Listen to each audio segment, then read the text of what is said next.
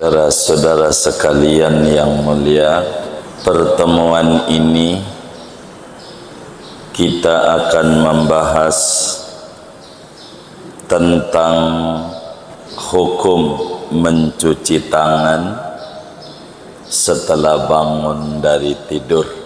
Hadis yang kita bedah saat ini diriwayatkan oleh Imam Bukhari di dalam Sahih Bukharinya, juga diriwayatkan oleh Imam Muslim di dalam Sahih Muslimnya. Imam Abu Dawud juga riwayatkan di dalam Sunan Abu Dawudnya. At-Tirmidzi juga riwayatkan di dalam Sunanut Tirmidzinya.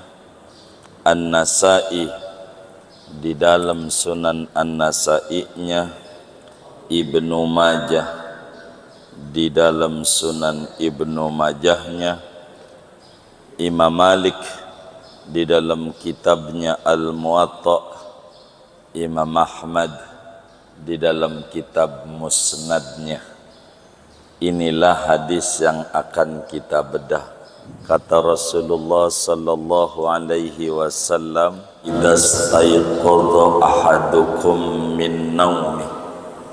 Kata Nabi, manakala seorang kamu bangun dari tidur, fala yaghmis yadahu, maka janganlah tangannya dicelupin ke wadah yang ada airnya, wadah yang kurang dari 2 kulah tentu, sebelum tangan ini dicuci dulu sebanyak 3 kali.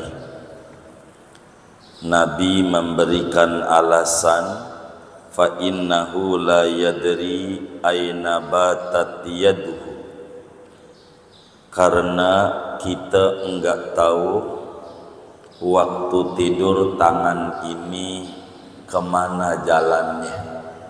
Waktu kita tidur gerepek kemana ini kita punya tangan ini, sehingga kita bangun tidur diatur.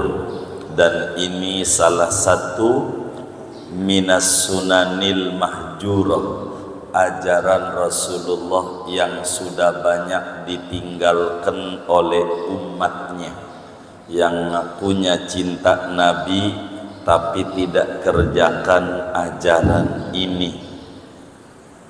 Ajaran apa? Bangun tidur tangannya dicuci dulu, tangannya.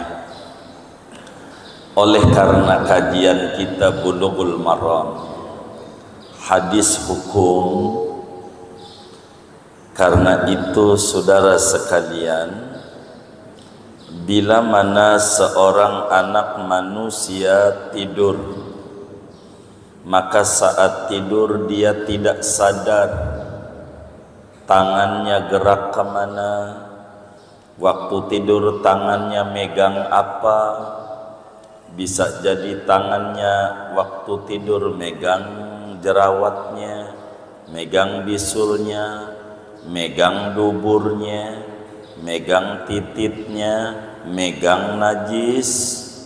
Waktu tidur kita enggak paham, maka saat tidur jangan-jangan aurat kita terbuka karena tidur pakai sarung, tangan kita masuk di sidi kita enggak paham waktu kita tidur. Maka Islam mengajarkan kepada umat manusia, lebih-lebih kepada pemeluknya, setelah bangun tidur tangan dicuci.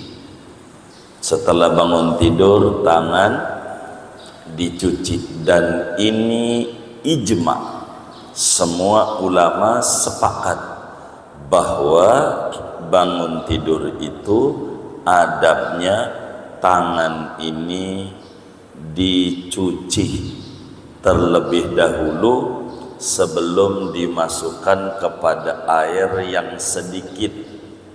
Begitu, dicuci dulu. Hanya perbedaannya mencuci telapak tangan ini hukumnya apa? Apakah wajib? Apakah sunnah? Ini yang berbeda-beda daripada para ulama-ulama Islam. Sehingga saudara, mencuci tangan ini adalah yang prinsip perintah Nabi. Apakah alasannya dimengerti oleh kita ataukah alasannya tidak dimengerti oleh kita? Yang paling pokok mematuhi perintah Rasulullah. Ini sepakat kita sebagai umat kudu menjalankan ajaran yang diajarkan oleh Rasulullah. Maukah kita akhirnya mengerti ada apa ini? Bangun tidur tangan disuruh dicuci. Mengertikah kita? Tidak mengertikah kita? Masuk logika kita kah atau tidak masuk logika kita? Rasional atau irasional? Bagian lain, prinsipnya menjunjung tinggi ajaran Rasulullah sallallahu alaihi wasallam adalah hal yang paling utama. Sehingga saudara, dari pertemuan ini ada beberapa faedah, beberapa manfaat, beberapa hikmah yang bisa kita ambil dari kajian hadis pada pertemuan ini. Yang pertama, dari hadis ini kita bisa ambil disyariatkan mencuci tangan sebelum memasukkan ke dalam bejana, ke dalam wadah. Ibarat ini ember, tangannya jangan dicelupin, ndak boleh sama Nabi, tapi dicuci dulu. Cuci dulu. Kalau sekarang ada keran ya cuci keran dah. Yang menjadi perbedaan ulama, apakah mencuci tangan setelah bangun tidur ini adalah perintah wajib ataukah perintah sunnat? Ini ulama berbeda-beda pandangan. Imam Ahmad dalam madhabnya wajib hukumnya mencuci tangan setelah bangun tidur. Namun mayoritas ulama termasuk madhab kita Syafi'i, sunnat hukumnya mencuci tangan setelah bangun tidur, baik tidurnya siang maupun tidurnya malam. Meski dalam korena hadis fa innahu la yadri aina batat yaduhu, kemana bermalam tangannya, artinya tidur malam. Tapi tidak itu yang dimaksud. Umumnya orang kalau malam tidur, tapi bisa aja seorang security malamnya kerja, siangnya tidur. Pokoknya bangun dari tidur, sunat tangannya dicuci dulu sebelum dimasukkan ke wadah, sebelum ngambil makanan, ngambil apa saja, dicuci dulu tangannya. Itu hukumnya sunnat. Makruh, kurang disukai oleh Rasulullah bila mana bangun dari tidur tangan tidak dicuci, malah masuk ke dalam air, ngambil makanan, ngambil gelas, ngambil ini, ngambil itu, dan seterusnya. Ini satu. Yang kedua, kenapa hukumnya sunat di dalam madhab Syafi'i? Karena najisnya tangan masih diragukan. Belum tentu tangan ini najis, cuman mungkin saja tangan kita memegang dubur kita, mungkin saja tangan kita memegang darah, bisul dan seterusnya, kotoran yang mengandung bakteri dan ini berbahaya bagi kesehatan manusia. Ini di antara ajarannya. Yang ketiga, kenapa Nabi ajarin ini? Latar belakang, karena segala macam ada latar belakang. Begitu. Latar depan udah nggak ada jalanan, yang ada latar belakang. Kenapa ini Nabi menyuruh begini? Asal muasalnya orang Arab kebiasaannya dia kalau cebok, mohon maaf, pakai tisu, pakai batu kalau zaman dulu, pakai tisu kering. Kalau cebok pipis pakai tisu kering. Yang dicontoh orang modern di bandara segala macam tuh, pakai tisu. Ceboknya di pesawat pakai tisu. Karena ceboknya pakai tisu dan kondisi Arab Saudi itu panas, maka saat tidur keluar keringat, sehingga dubur itu yang tadinya kering menjadi basah. Maka bisa saja tangan itu megang dubur yang ada najisnya, sehingga Nabi mengingatkan jangan sampai tangan yang kena najis ini masuk kepada air yang sedikit, sebab itu akan merubah air menjadi najis.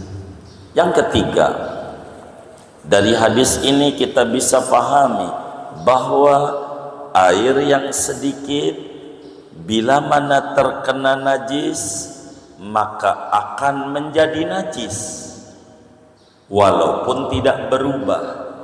Ini air di ember, kena kencing, kena apa saja yang najis, otomatis najis meski tidak berubah.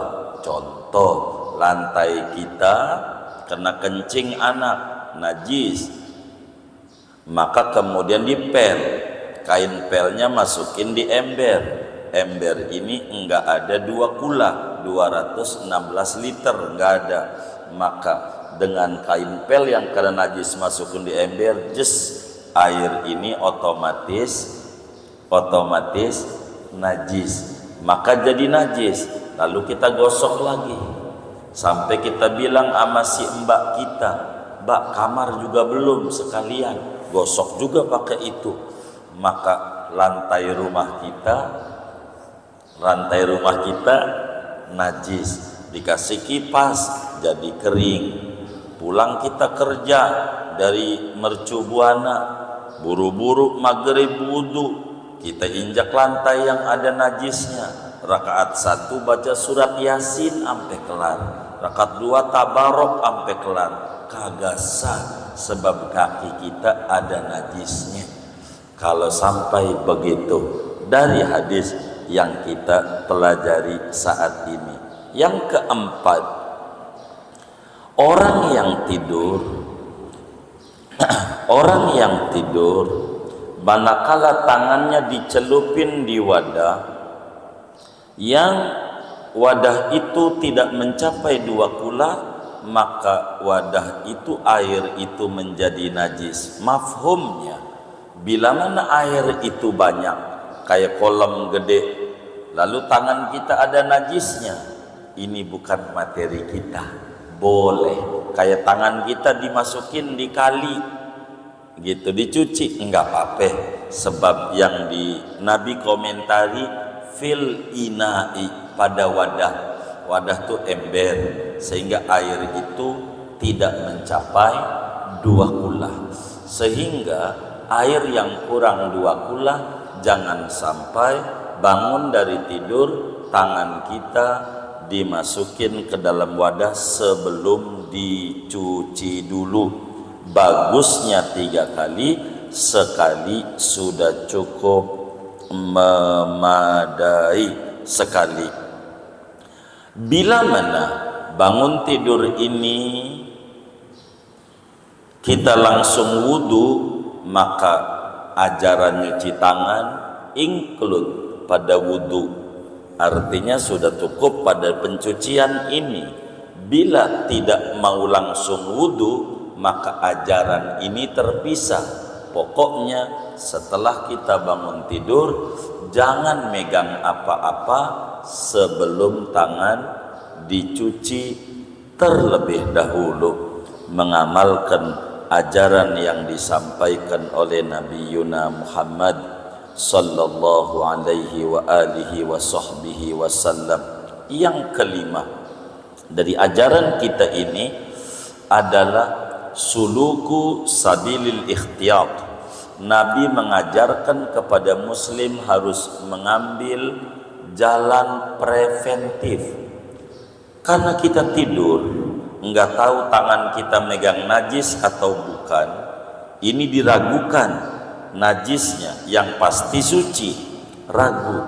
Yang kayak begini nih, barang yang ragu nih, dah biar kita mantep, cuci aja tangan dulu sebelum masuk ke dalam wadah, ngambil daripada makanan-makanan yang ada, begitu. Kemudian berikutnya, hadis ini berbicara tentang kebenaran bahwa Nabi Yuna Muhammad sallallahu alaihi wasallam benar-benar Rasul utusan Allah. Dari hadis ini saja, dari mana kita bisa mengata begitu? Sebab Nabi mengata, bila kita bangun tidur, tangan jangan langsung masuk ke wadah, cuci dulu. Cuci dulu. Ajaran yang diajarkan oleh Rasulullah disuruh mencuci tangan ini tidak mungkin daripada kenyataan betapa tangan ini mengandung bakteri, virus yang berbahaya pada kesehatan tubuh. Nabi tahu betapa sumber di antara dampak buruk pada kesehatan manusia, bakteri lebih banyak bersarang pada tangan manusia. Dari mana ini Nabi tahu? Tidak mungkin kecuali dari wahyu dari Allah Subhanahu wa ta'ala. Saudara, tangan manusia merupakan penghantar yang paling dominan untuk masuknya penyakit pada tubuh manusia. Tangan ini adalah penghantar terutama masuknya kuman-kuman bakteri pada tubuh manusia, dan kebiasaan mencuci tangan mampu untuk menghindarkan manusia dari berbagai macam penyakit dan bakteri. Bahkan bila orang itu tidur memegang kemaluan saat tidur, di dalam teori modern, dokter-dokter itu menyampaikan lebih daripada 10.000 virus yang ada di tangan saat kita tidur megang kemana-mana badan. Dari mana itu Nabi sampai tahu kayak begitu? Kalau bukan dari wahyu dari Allah. Yang jadi profesor kita yang ngomong Nabi. Nabi ngomong sedikit, orang banyak jadi profesor hanya gara-gara meneliti satu hadis. Kenapa? Bangun dari tidur, tangan ini kudu dicuci terlebih dahulu. Berikutnya, ini Nabi mengajarkan cara memberi pengajaran dengan metode yang terbaik. Karena hadis ini Fakultas Hukum ngambil, Fakultas Tarbiyah ngambil, Fakultas Kesehatan ngambil dari hadis ini. Belum fakultas nanti komunikasi urusannya. Jadi dari mana ini berbicara tentang pendidikan? Kalau ngajar, di dalam memberikan satu ungkapan, berikan alasannya supaya lebih mantap ilmu yang diterima oleh audien. Nabi bilang, bila seorang kamu tidur, bangun, lalu ketika bangun tidur jangan dimasukin tuh tangan ke wadah. Emang apa?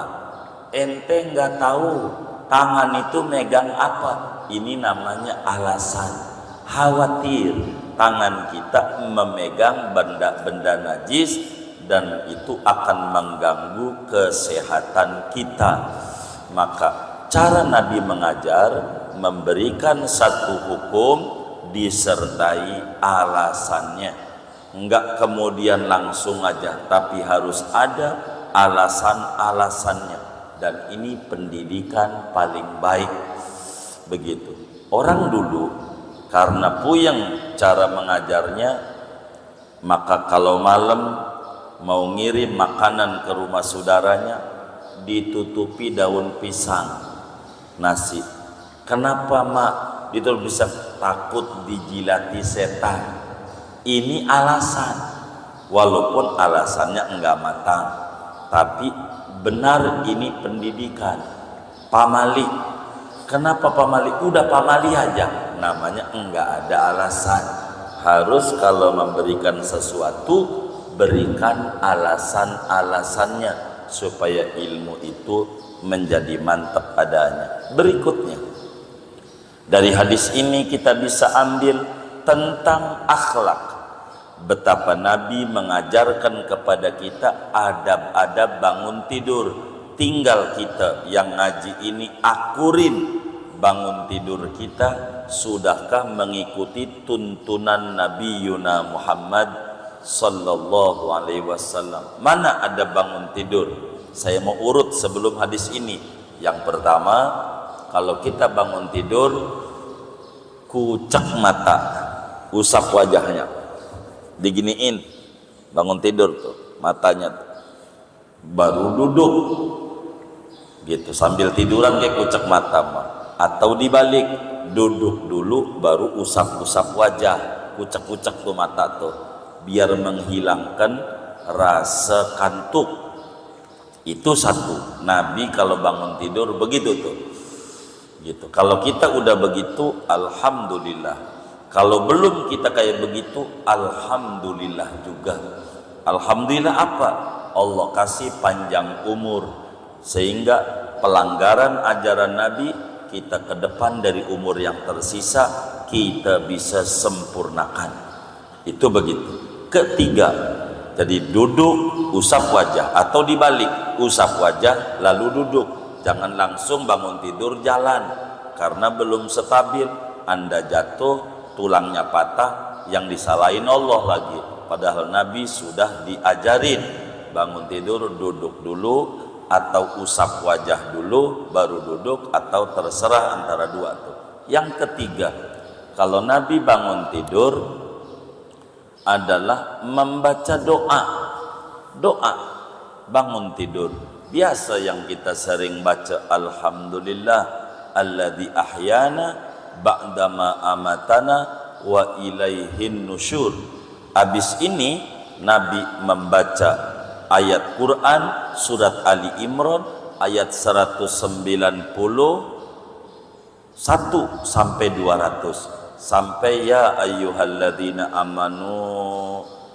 amanusbiru wasabiru warabitu wattaqullah la'allakum tuflihun. Sampai itu Nabi baca 10 ayat terakhir dari surat Ali Imran. Itu Nabi setiap bangun tidur. Kalau kita sudah kayak begitu, alhamdulillah. Kalau kita belum, alhamdulillah juga. Alhamdulillah Allah kasih panjang umur, kita sempurnakan.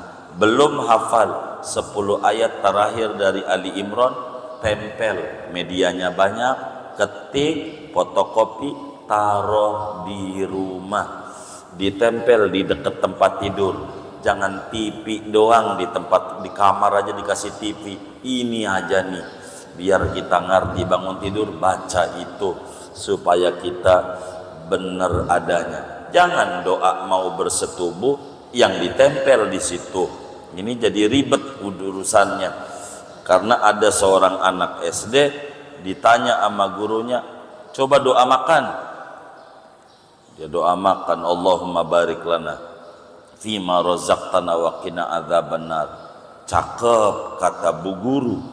Lalu coba doa mau tidur, Allahumma jannibna wa jannibis syaitana ma razaqtana. Kata guru, loh, doa mau tidurnya kok itu? Dari mana kamu? Baba sebelum tidur baca doa ini nih, ditempel bahkan di kamar. Nah, ini salah nih, salah. Ini ditulis doa mau tidur, ngibulin, akhirnya diapalin sama anaknya. Jangan. Tulis 10 terakhir surat Ali Imran, tempel. Kemudian mana? Inilah ajarannya. Setelah kita membaca doa, berikutnya cuci tangan. Cuci tangan. Jangan enggak? Tangan cuci. Habis tangan cuci, mana lagi? Pertemuan yang lalu. Hirup air ke hidung. Sedot 3 kali. Itu bangun tidur. Terus kalau mau terus tentu wudu. Terusnya setiap bangun tidur, mau siang mau malam. Inilah ajarannya. Kalau bangun tidur baca doa itu, duduk usap wajah atau usap wajah duduk, doa, lalu kemudian cuci tangan, lalu kemudian sedot air ke hidung, lalu bersiwak, orang sekarang gosok gigi, lalu berwudu. Inilah adab-adab yang amat sangat modern, jauh lebih modern. Betapa kebudayaan di akhir zaman mengikuti kebudayaan barat yang tidak mengerti tentang bagaimana seorang manusia kudu duduk pada derajat manusia yang seutuhnya. Betapa ada orang bangun tidur jam 10, tidur pagi, bangun jam 10, padahal tidur dari malam, lalu dibangunin oleh istrinya, Kang Mas, sarapan, suruh sarapan pisang goreng, begitu. Maka bangun tidur langsung aja pegang pisang, padahal tangannya habis kena segalanya, dan ini akan mengganggu pada kesehatan dan muncul penyakit stroke, hipertensi, jantung, kanker, segalanya gara-gara dia tidak mengikuti ajaran yang diajarkan oleh Nabi Muhammad SAW. Dan itu pastinya kalau bangun tidur langsung disuruh sarapan, betapa keluarga ini tidak islami. Kenapa? Karena dia pasti enggak sholat. Tapi kalau cuci tangan, ini pasti bakal disuruh wudhu, disuruh sholat. Bangun tidur mau bangun jam berapa aja sholat, walaupun kita bangun jam 9 minggu, sholat subuh dulu baru yang lain. Karena ini penting. Bakteri paling banyak bersarang pada tangan, dan itu mengganggu pada kesehatan kita manusia. Inilah diantara adab-adab bangun daripada tidur dari kitab yang kita bisa ambil pada pertemuan ini. Kemudian mencuci tangannya dalam hadis disunnahkan 3 kali, tentu karena kemungkinan ada najis. Apatah lagi kalau nyata-nyata ada najis, itu mesti kudu 3, begitu. Enggak ada najis aja disuruhnya sama Nabi 3, apatah lagi ada najis. Ini saudara, di antara yang kita bisa ambil dari hadis ini untuk melengkapi daripada kajian kita ini. Kalau sebelum tidur, apa di antara yang disuruh oleh Nabi? Ada satu riwayat hadis yang diperdebatkan sanadnya oleh banyak ulama, tapi diamalin oleh banyak ulama juga. Satu hari Rasulullah Sallallahu Alaihi Wasallam panggil Imam Ali bin Abi Thalib karramallahu wajhah. Adab mau tidur, kata Nabi, ya Ali, la tanam hatta ta'tiya bi khamsati asya. Ali, ente jangan tidur sebelum ngamalin 5 perkara. ente jangan tidur ya, kata Nabi ama Imam Ali, sebelum ngamalin 5 perkara. Apa itu ente jangan tidur? Yang pertama kata Nabi, jangan tidur sebelum khatam Al-Quran. Jangan tidur sebelum khatam Al-Quran. Kedua, jangan tidur sebelum sedekah 4.000 dirham. Begitu. Biar gampang aja dah, 4 juta. Jangan tidur, sedekah dulu. Begitu kata Nabi, 4.000 dirham. Jangan merem tuh mata tuh sebelum sedekah di 4.000 dirham. Ketiga, Ali jangan tidur sebelum ziarah ke Baitullah. Begitu, ziarah dulu, pandang dulu tuh Ka'bah, baru ente merem. Begitu kata Nabi ini. Keempat, jangan tidur sebelum merapihkan rumahmu di surga. Sebelum merapihkan rumahmu di surga. Kelima, jangan tidur sebelum membuat musuh-musuh, orang yang benci, orang yang kita zalimi ridho. Jangan tidur sebelum meminta ridho kepada semua orang yang kita zalimi.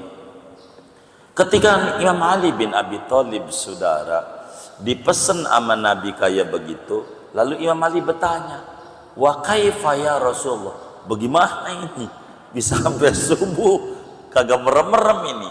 Kata Nabi, begini Ali, sebelum tidur kamu baca kulhu 3 kali. Kalau kamu udah baca kulhu 3 kali, sama dengan khatam Al-Quran. Jadi sebelum tidur baca dulu apaan?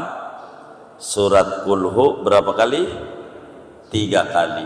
Itu sama dengan ganjarannya khatam Al-Quran. 2, jangan tidur sebelum sedekah 4.000 dirham.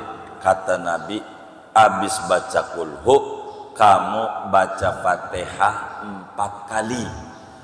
Kalau kamu sebelum tidur baca Fatihah 4 kali, sama dengan kamu sedekah 4.000 dirham. Gitu, 4.000 dirham. 4.000 dirham. 4.000 dirham. Ketiga, kalau kamu mau tidur, baca dulu la ilaha illallah wahdahu la syarikalah lahul mulku wa lahul hamdu yuhyi wa yumit wa huwa ala kulli syai'in qadir 10 kali. Kalau kamu sebelum tidur baca la ilaha syarikalah 10 kali, sama dengan sebelum tidur sudah memandang Ka'bah baru merem, sudah ziarah ke Ka'bah baru merem. Jadi habis baca kulhu berapa kali? 3 kali. Terus baca Al-Fatihah berapa kali? 4 kali. Terus baca apa? La ilaha illallah syarikalah lahul mulku wa lahul hamdu wa yumitu wa ala kulli syai'in qadir berapa kali? 10 kali. 10 kali. Keempat, membaca la haula wala quwata illa billahil aliyil azim 10 kali. Itu sama dengan kita bikin tembok, bikin kusen, buat istana di surga kita. Kalau kita pengen bangun istana di surga, sebelum tidur baca dulu la haula wala quwata illa billahil aliyil azim. Berapa kali? 10 kali. 10 kali. Kalau kita pengen dimaafin sama orang yang kita zalimi, sebelum tidur membaca istighfar 10 kali. Membaca istighfar 10 kali. Baca istighfar 10 kali. Istighfarnya gimana? Astaghfirullahalazim alladzi la ilaha illa huwal hayyul qayyum wa atubu ilaih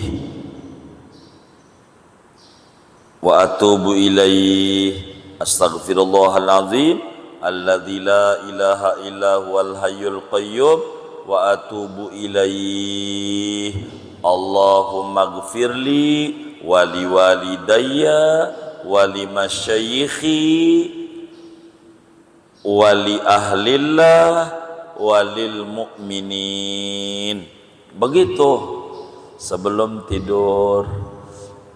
Ini diantara adab-adab sebelum kita tidur. Tapi kajian kita membahas sunat, poin intinya sesudah bangun tidur kita jangan megang apa-apa sebelum tangan dicuci.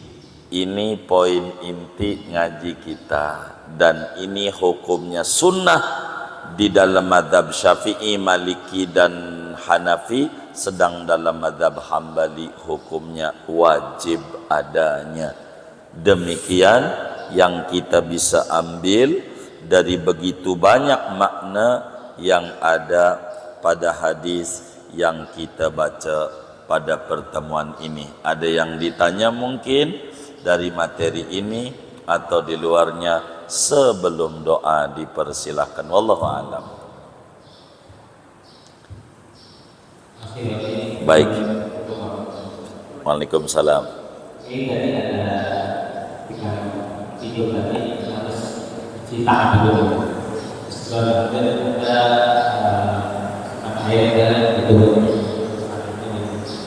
Bagaimana kalau apa ini ada ketentuannya? Dia nanti seperti itu misalnya. Atau kalau lakukan video tadi hidung atau hidung baru kamar mandi itu aja di mana maksudnya air baru ini sekalian wudu. Mana tadi besar. Dan juga kayak ini ada nanti lagu sama ini besar yang baru mau tidur terus nanti. Jadi kita anak kamu banyak belajar seperti itu.